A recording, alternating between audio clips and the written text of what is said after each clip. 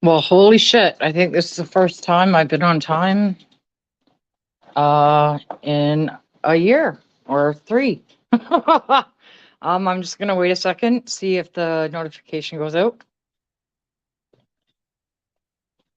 And then we're gonna take a little walk down memory lane. And for some people who haven't seen this, it's gonna be some very, very informative.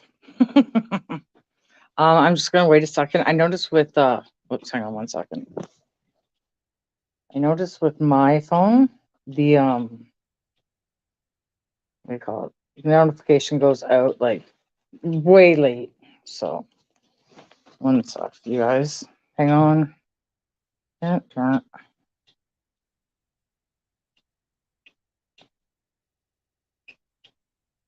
Yeah, I'm surprised I'm actually on time.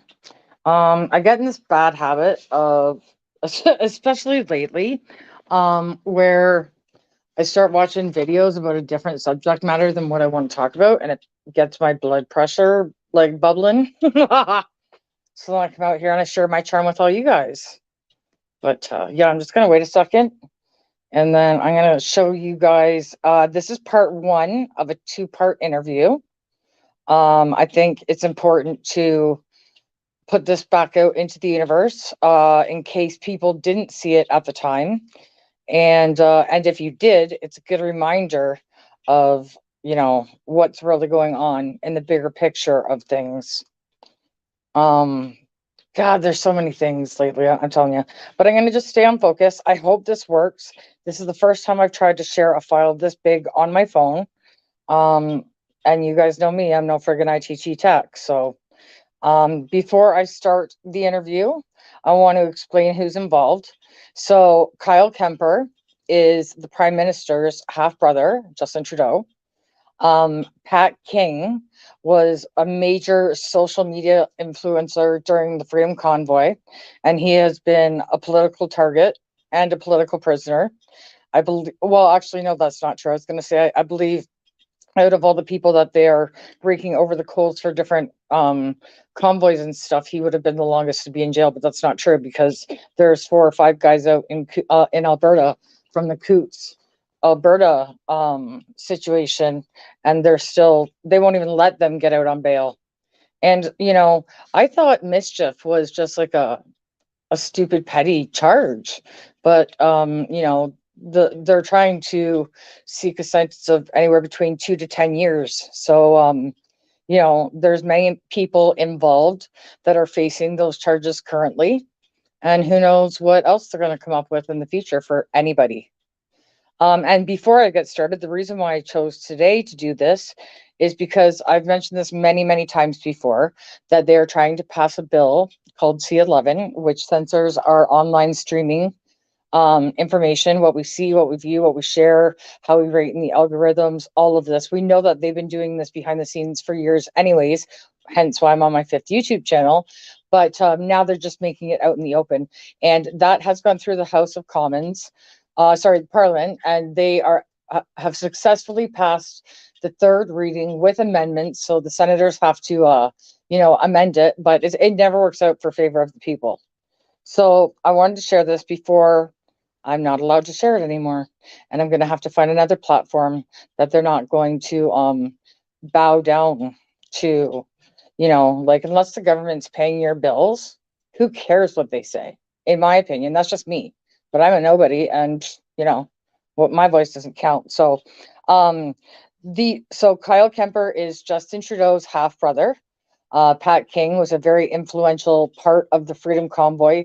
I mean, this guy would do lives, okay, and there'd be like 30 or 40,000 people watching. And they've done all the same tricks to him. And part of his bail was that he had to remove all of his social media. And so they're gag ordering these people, and they can't even speak, which is resulting in a whole other set of problems that I'm not even gonna friggin' deal with tonight, because that's just not my scene. Figure out your own shit. So here we go. I hope it works. I'm going to try not to stop it during it because I don't know if I'll be able to get it back up. And you know me, I'm a shit show. So here we go.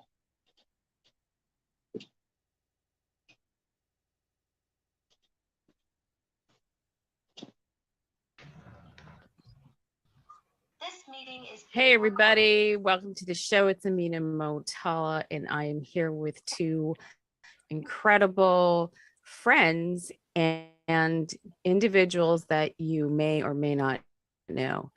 I'd like to introduce to you Kyle Kemper. He is here with us, a very good friend of mine, and he's here to join us to have a great discussion of what's going on in Ottawa. Kyle Kemper is the half brother of Justin Trudeau, and he's here to say a lot about all the wonderful things going on in Ottawa, Canada. And he's here to join Mr. Pat King, who's right talking from Ottawa, and he has been leading the convoy from out west all the way to Ottawa, and numerous other great work that he's done prior to this event. I've known Pat for a couple of years too, as well. And as you know, Pat knows, we've all been on the front lines doing a lot of work for freedom. So welcome, gentlemen. And this is the first time you're both meeting. So I'm very, very pleased and honored to have you both here and have a great discussion. So welcome. Thanks for having me, Amina. And nice to meet you, Kyle. Great to meet you too, Pat.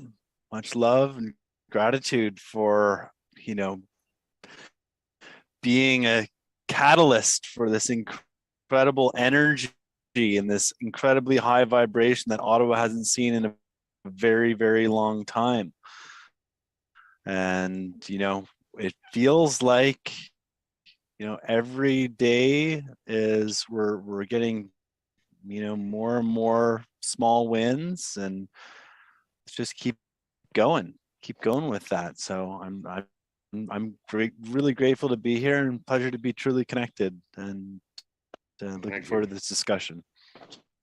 This energy that was brought here is absolutely what Ottawa was needed for a very, very long time. Mm-hmm. I've always stepped on the grounds in Ottawa, and I've also always felt an energy drain.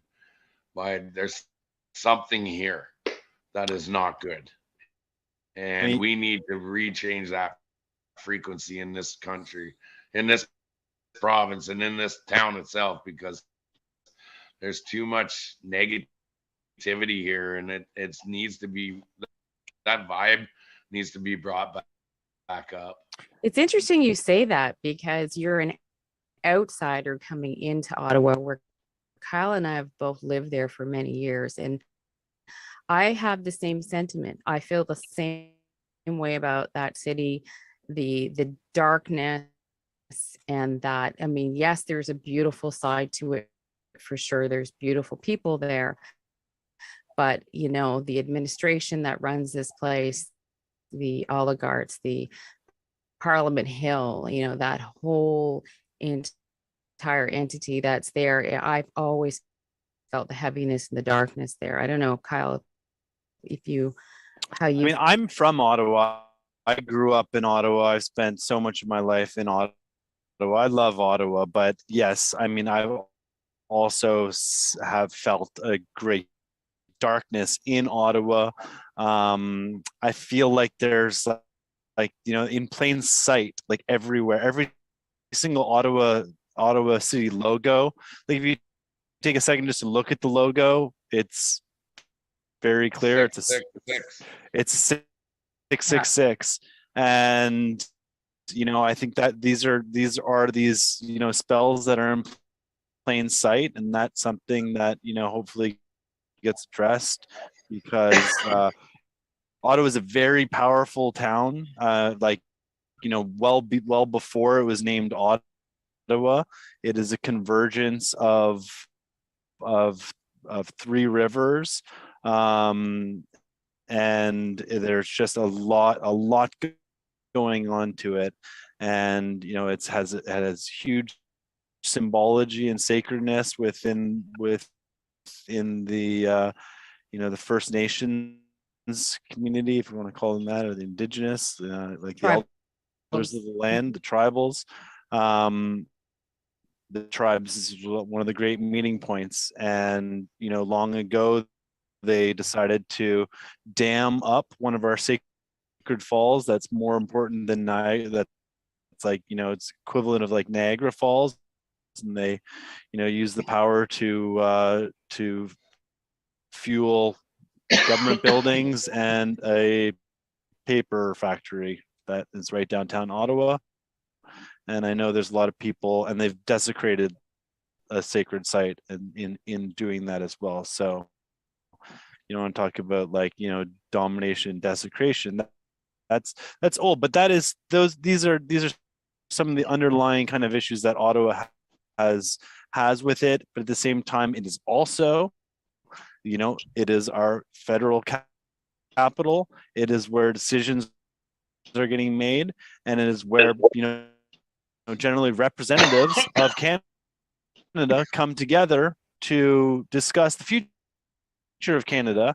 And right now, thanks to Pat King and, thousands of other organizers and people who have been influential in making this all happen, like, we're seeing Canada being lit up with possibility, and this is vibrating out all around the world too, where we're seeing others view like, wow, this is a really powerful, tactic towards bringing people together. And like I mentioned, like a high vibration, behind me I've got a picture of the the Cup Unity 2022, the street hockey game that's taken place on Wellington Street. And then I saw some videos of like the party going on, like, outside the Hill. And it really kind of reminds me a little bit of Burning Man, which is an unbelievable experience of unity.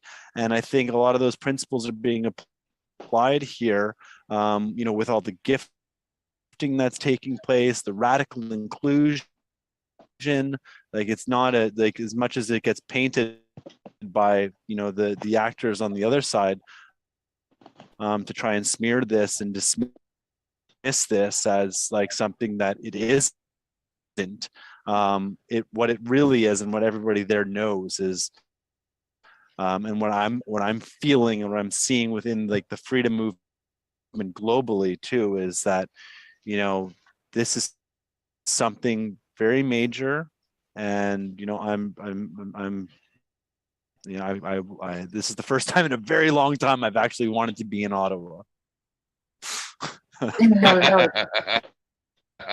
awesome. Funny. Well, I want to just address this, Kyle. You're absolutely right.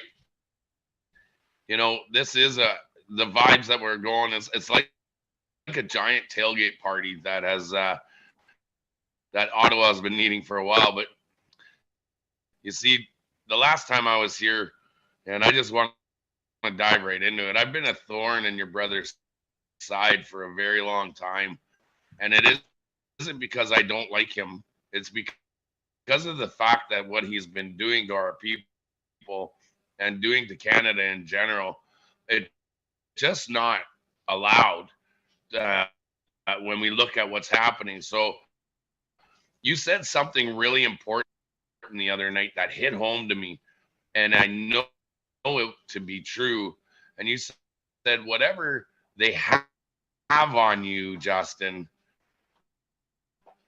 you need to address that. And I'm just curious, and I know we can get into deeper, darker, weirder things, but what do you think your brother's reasoning is to be doing this to the Canadian people and tarnishing our cultural ways and who we are as Canadians? What is the drive that is his reasoning for all of this?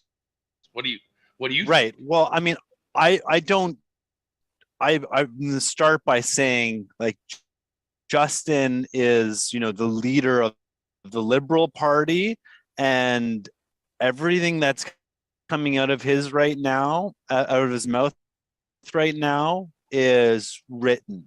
All of his tweets are being produced by a team.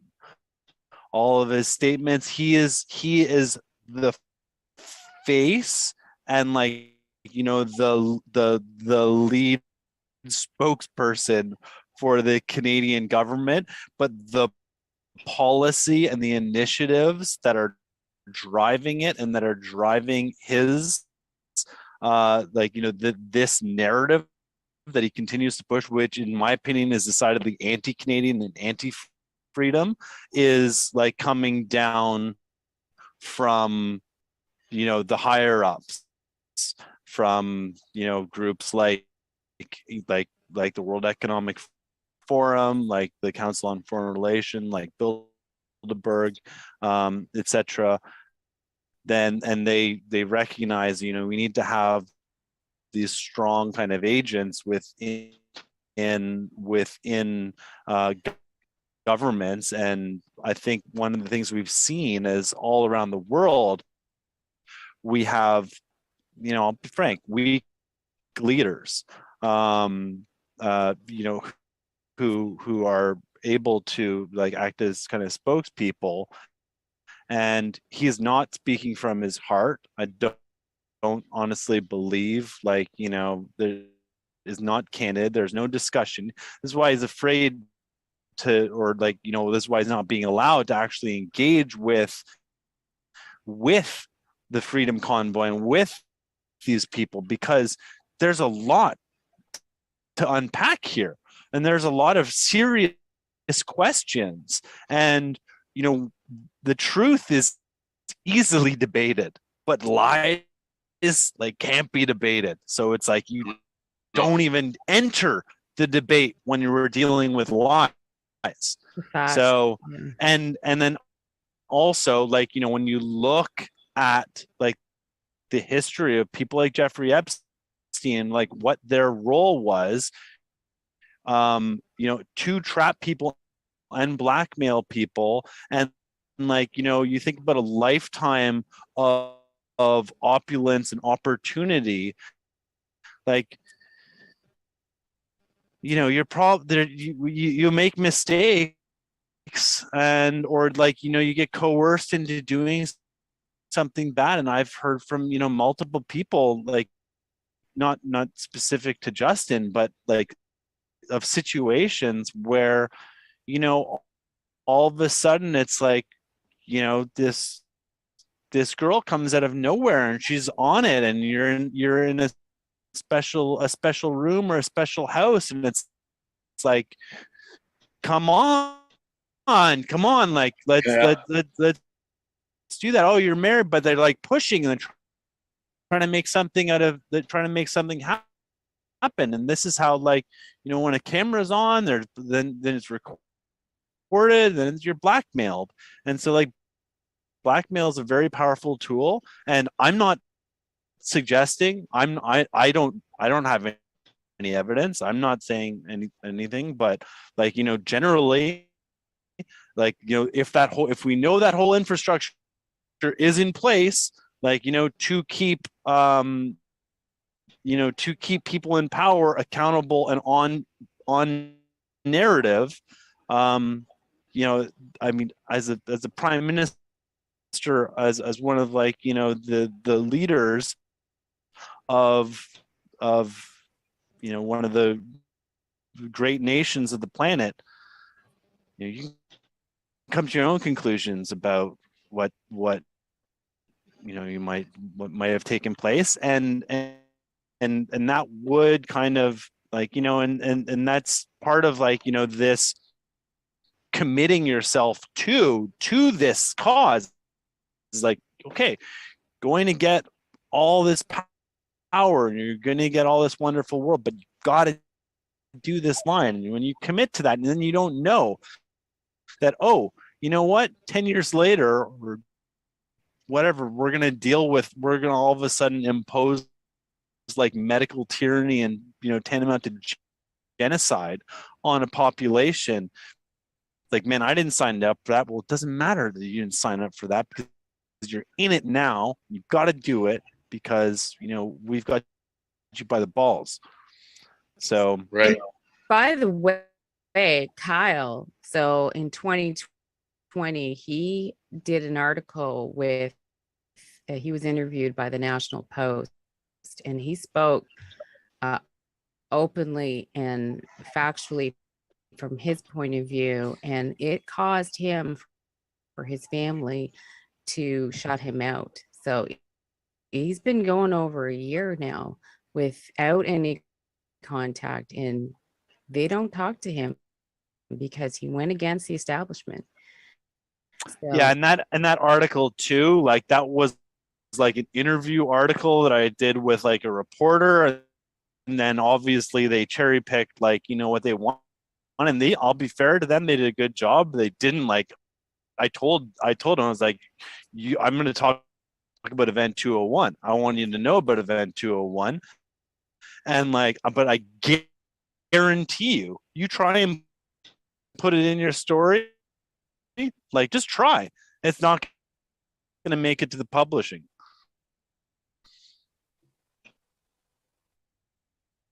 And we so lost your voice sound there, Pat. something. Yeah, I know. I'm Oh, trying you're to back. get something. Okay. But Sorry. anyway, that was the nice thing about, I don't know, I felt what I liked about, you know, doing that thing with the Western Standard was like, okay, this is fully recorded, this present, you can see me, like, you know, you can see her, we're having a, you know, a good discussion about this, because, you know, when you take quotes and you put them in articles and you line it up with this I dissent, anti-vaxxer, like, you know, like labels and subjugation, then it kind of creates a narrative. And I know, Pat, like you're dealing with that too. Like, you know, Absolutely. they're trying to label you as, like, you know, trying to dismiss you and put you into, you know, this little corner. And, you know, I think one of the most important things that all of us need to kind of realize in this is, like, they're just trying to bait us and trying to get us angry, Divide us. because when we get angry, when you let somebody make you angry, you're giving them power. So let's not let anybody make us angry here. Listen to those things, understand where they're coming, but be the better person, and just, you know, don't let it get you angry.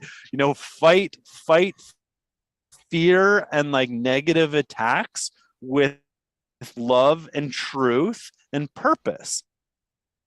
And when we come from this purpose point of view of what is the purpose of the, you know, the convoy truck, I mean, I think it's about freedom in Canada and restoring freedom in Canada.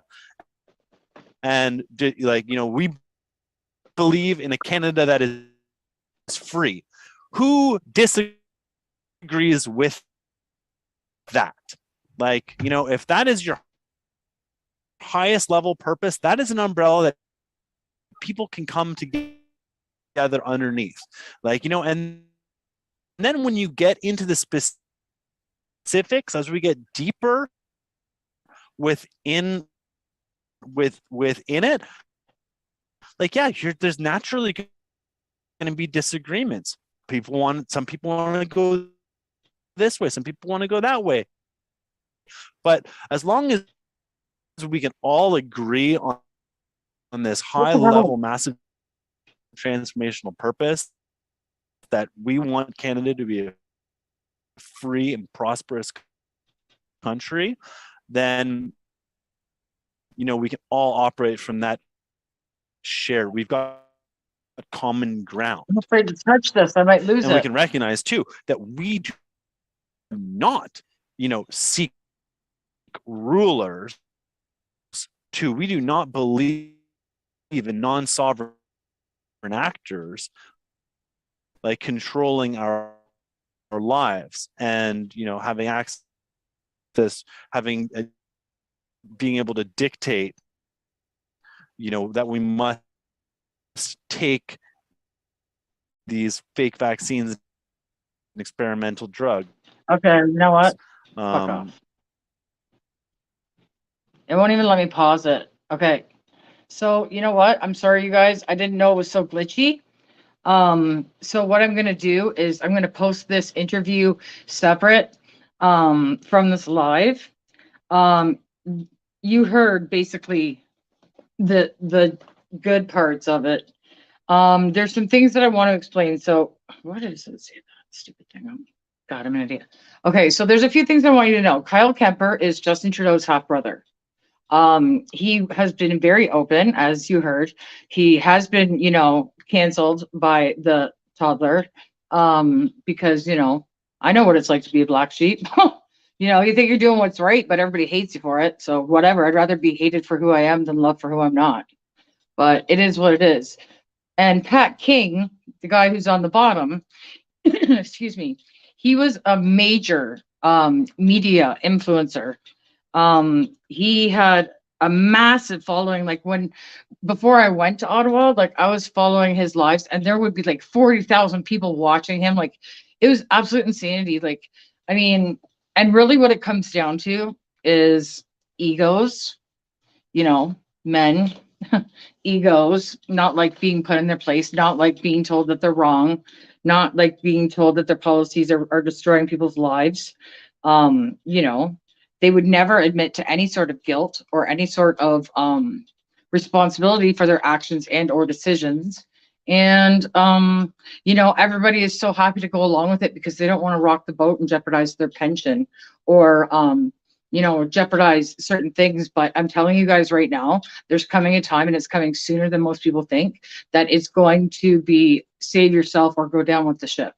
And I'm not talking about the people like us normal peasants. I'm talking about these people in parliament who think they have the cushiest jobs ever.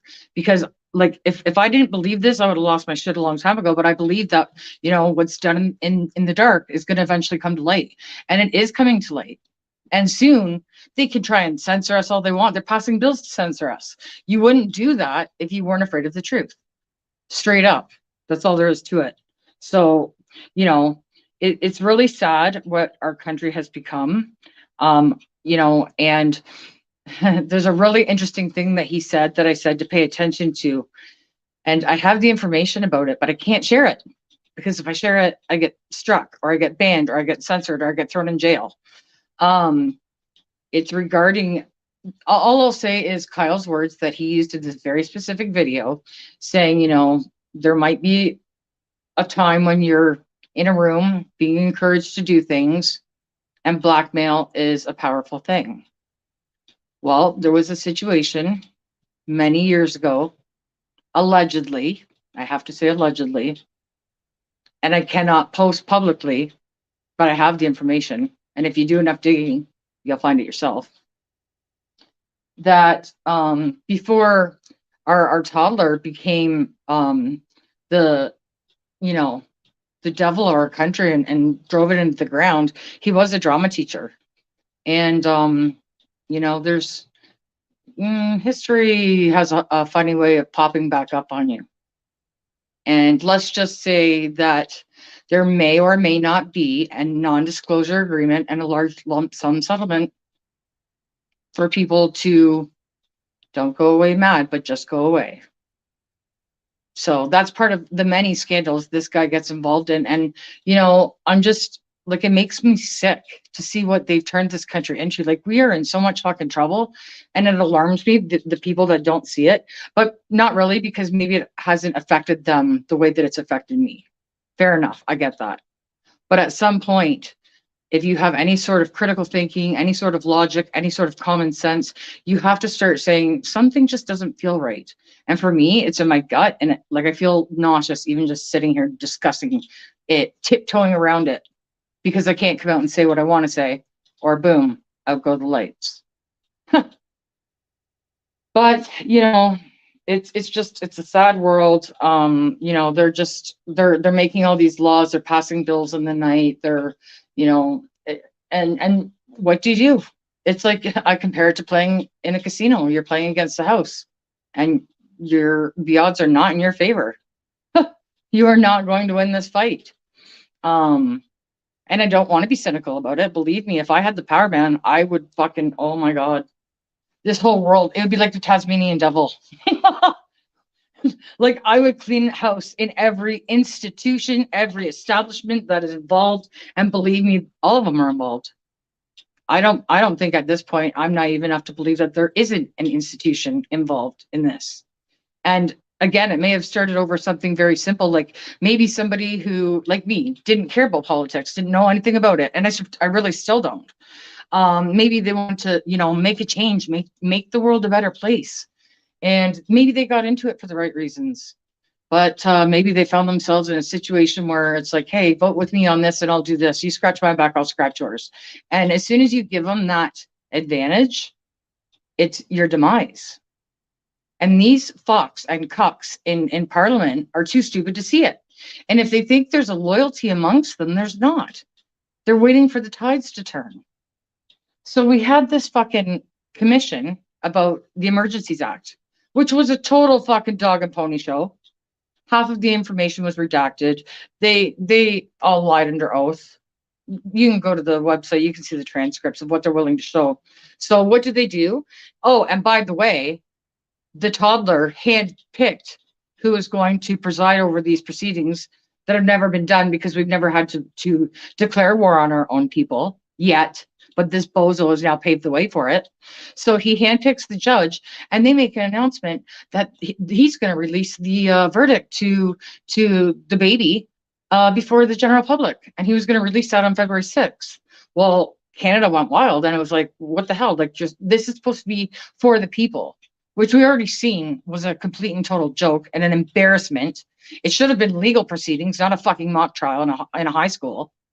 I did better at my mock trial in high school than they fucking did on TV. It's an embarrassment. However, it was just a mock trial, and it's just a little, advice for the future, for future tyrants that want to break the laws, in my opinion, against its own citizens for just simply not being heard. You try being in solitary confinement for 2 fucking years and see how happy you are, how much your life has been affected by it. Maybe you got a big, huge old family that you kind of want to get away from. For me, I got my dog. So what do you think of 2 years of solitary confinement does to a person? And I'm still, some days I'm still sane. Some days maybe not, but who gives a shit at this point? What do you got left to lose now?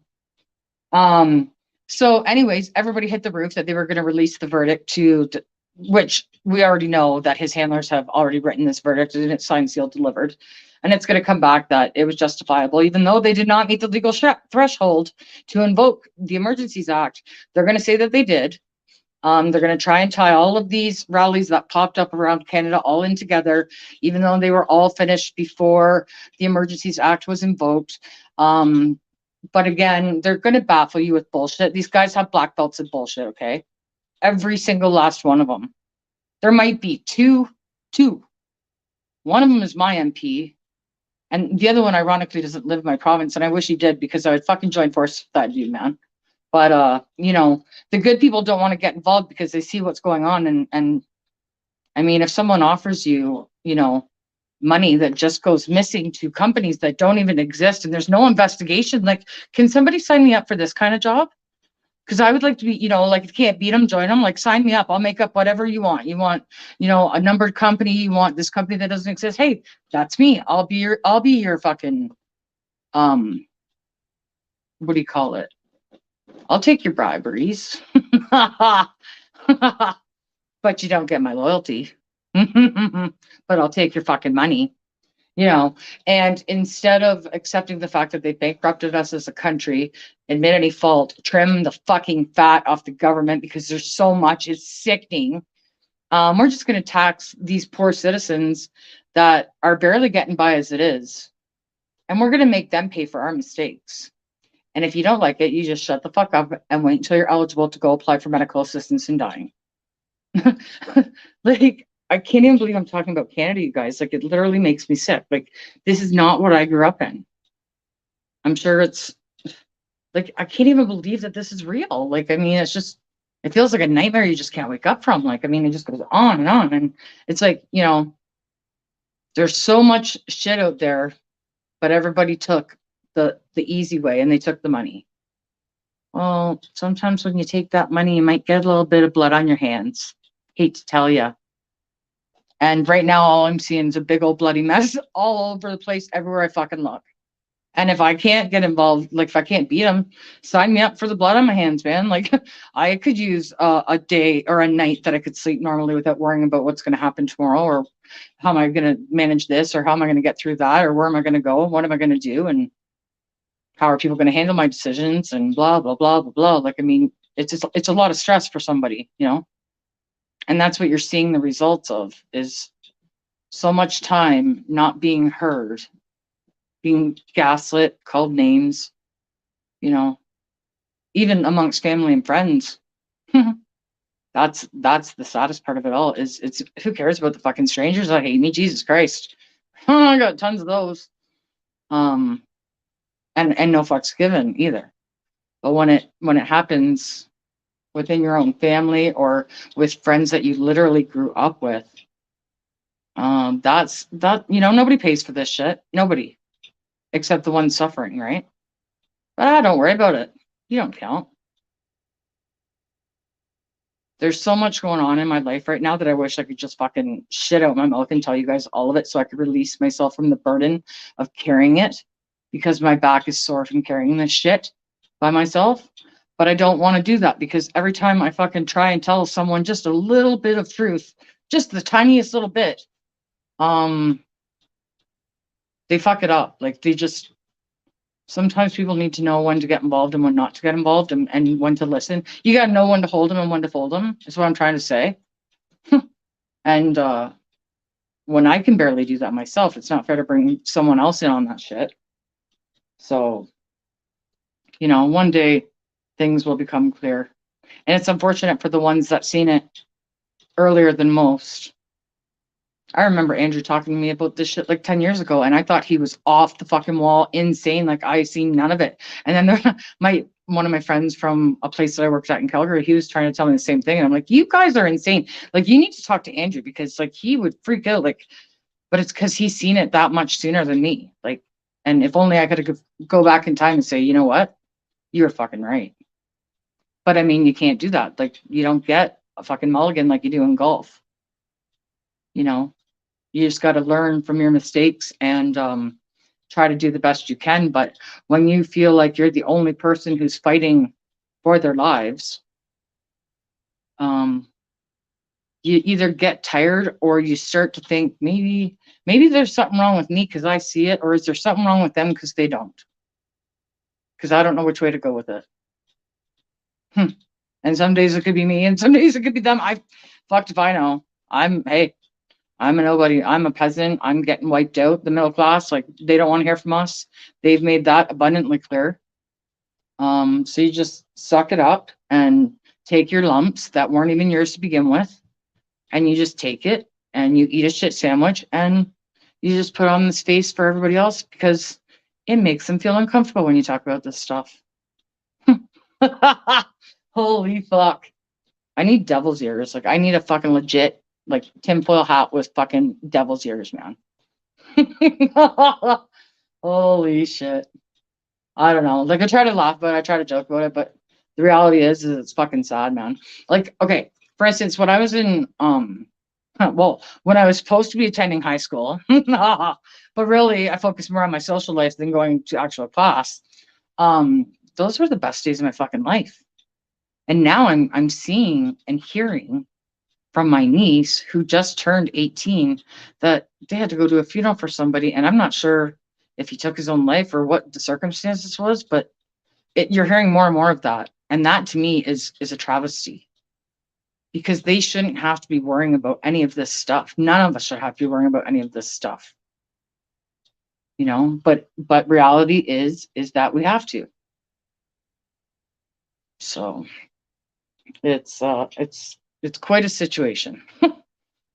Quite a fucking pickle, if I must say. And I hate pickles, so, you know, fuck your pickle. But I don't know, you just try to laugh it off, and I don't know, man.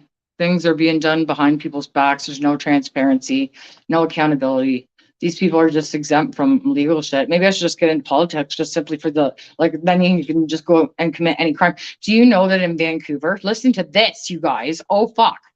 Jesus Christ. This is what I mean about reading and watching videos before I started live.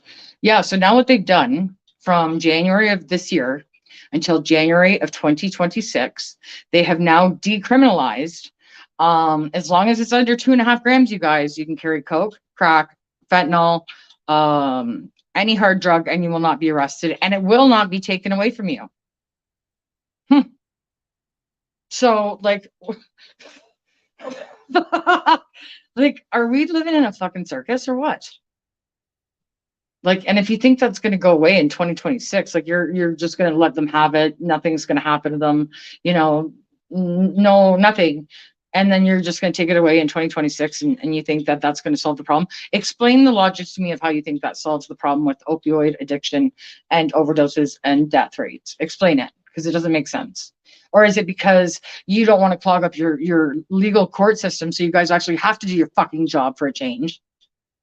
I don't know. Like, I mean, they see it one way and I see it another. And that's the story of my life, you know. Story of my life. And like, you know, I'm not a person who makes rash decisions. Like, I'm an overthinker. I'm an analyzer. I look at facts, man. I look at data, I look at facts, I look at trends, I look at actions. Like, there's so many variables that I weigh and look at before I make a decision. I'm not an emotional decision maker. And that's probably a good thing for most people that I'm not, because these days I have a little bit more anger than I think I've ever had in my entire fucking life. But hey, you know, there was a way to solve this problem like 3 years ago, but now it's just, in my opinion, I think it's too late. Like, there's nothing that they can do, and everything they're trying to sell us on is not good for the people. Have you guys heard of 15-minute cities? Do you remember the lockdowns that we had? Don't they seem an awful lot similar to you? Or is that just my warped opinion? I don't know, but it seems like it to me. And what they're proposing is that you're only allowed to leave your 15-minute zone 100 times a year. Well, I commute to work. 5 times 52 is like 250 something, right? So how am I going to tell my employer that, hey, you know what? I know you have business and I know you need me here, but I'm not allowed to leave my zone. So I'm only coming to work 2 days a week. I would love to do it just for shits and giggles myself, to be honest, just to watch the reaction. But, you know, it's just, it's a fucking clown show. Like, it really is. And how far removed from reality are these people? Like, and where is their doctor in all of this? Like, any of these people, not just in Canada, but America too. We got fucking psychopaths running the show in a lot of different countries. Like, where's their doctor on these? You know, watching them say, you know what, I think you need to come into the office because there's something not cognitively right about your behavior, your bobblehead problem. Like, I mean, for fuck's sakes, man. Like, there's apparent problems that are not being addressed, you know, and when somebody tries to address them, they censor you. Well, if you didn't care what little old me says, then why are you taking my fucking channels away? Because you owe me 5 YouTube channels, sons of bitches. So, I don't know. It's been a day. It's been one of those days for probably about 826 in a fucking row. And, you know, I try to hold my shit together. I don't like to get upset. I don't like to let my anger get the better of me. But there's going to be a time when that's taken off the table. And it's coming very soon. So anyways, but I don't know if I finished the story because, you know me, I got ADD and I'm also fucking pissed off. So my head is all over the place. But remember I said about, you know, they wanted to release the verdict early of the commissions to the Justin Trudeau. Well, now they're not doing it. And guess when they're going to release the official results? They got an extension and they're going to release it February 20th. You know why that date might be of importance to some people? Because there's a worldwide unity tour going on in multiple countries, not just Canada. And it's going on during that time. And if I were a betting person, knowing the way that these people think, I would think that they're going to release a bunch of bad news and piss people off while they're in mass groups. You know what I'm saying? You know where I'm going with this? Connect the dots, right? Yeah, that's what I think they're trying to do. Totally. It's fucking madness. Like me with no knowledge of politics or experience, I could go in there and clean this fucking shit show up like within 2 weeks. Not even. I would just be handing out pink slips. Like, remember Oprah? You get a car, you get a car. Like everybody be out of jobs. Lose your pension. Walk home. You know what I'm saying? I don't care if you live in fucking Calgary, you walk home, bitch. Fuck you. Because you're talking about, climate and all this other shit while you're driving around in your private jets, $6,000 a night hotels. When the Queen died, you know what our prime minister did? He went over there and then sang Bohemian Rhapsody. Like, if that wasn't an embarrassment enough, like we already have, I want to wear a paper bag over my fucking head as it is, okay? But then when he goes and does that, it's like, oh my fuck. Like, please don't hate Canadians because of what you see from him.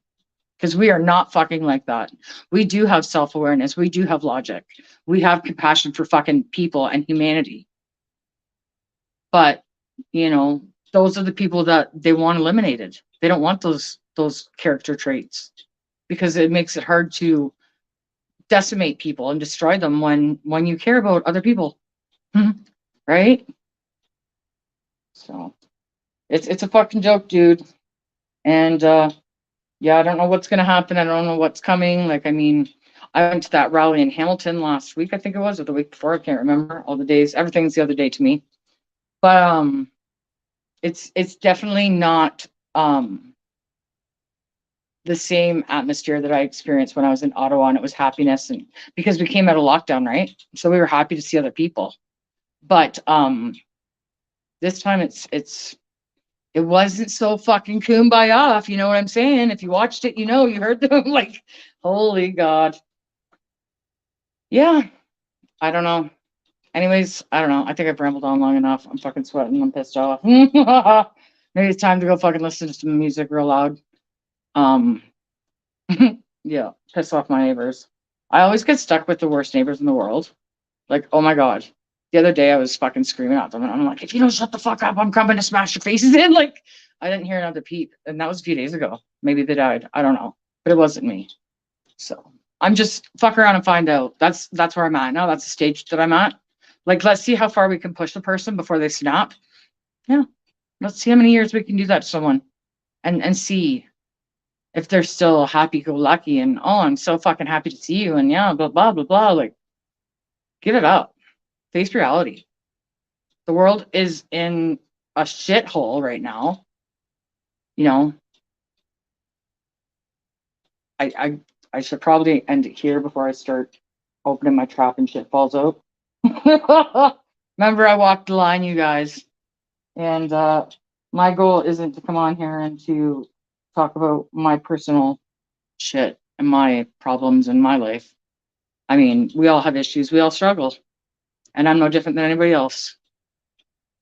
Maybe the difference between me and everybody else is that I am like the suffer in silence, alone type of person. And then when I try to talk to people about it, they don't handle it well, and then it makes me mad and I don't want to talk to them anymore. So, like, I mean, you know what I mean?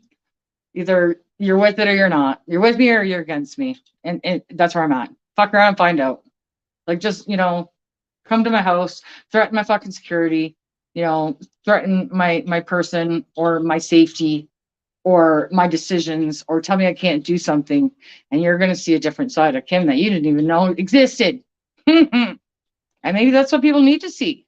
Beast mode engaged, because it's coming. And now that crimes are just basically like whatever, you might as well carry around a fucking Monopoly get out of jail free card, because that's the way I feel like we're going now. But don't you dare speak up against the institution, or good God, you're on a fucking watch list. You are just the worst piece of garbage there is. If you speak up about freedom and other people's rights, you know what? Terrorists belong in this country, but not fucking freedom-loving people. Get that logic. Wish I had that clip. Go check out Greg Wycliffe's channel. He fucking played it on his last video. When I seen it, I seen red.